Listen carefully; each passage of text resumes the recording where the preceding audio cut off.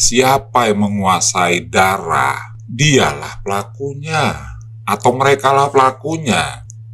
Nah, kalau Anda belum paham, saya terangkan kembali pasal 184 KUHP, di mana di situ disebutkan alat bukti itu ada 5. Yang pertama keterangan saksi, yang kedua keterangan ahli atau huruf B, huruf C surat, D petunjuk, E keterangan terdakwa.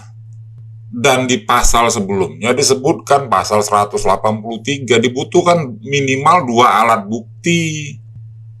Apa hubungannya dengan video tersebut? Nah, video tersebut termasuk alat bukti yang bisa dimasukkan dalam pembuktian alat bukti surat maupun alat bukti petunjuk. Jadi video dari Heri Susanto tersebut adalah alat bukti.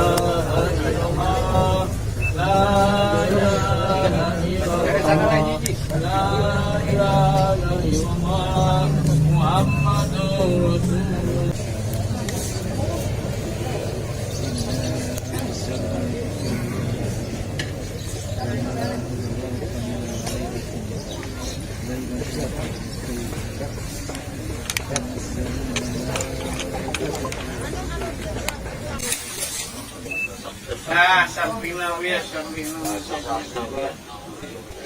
tutup enak. Salahan.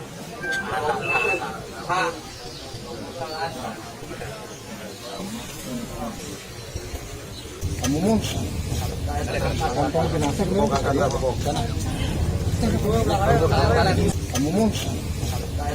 kantong jenazah bro? Kamu mau kantong jenazah bro?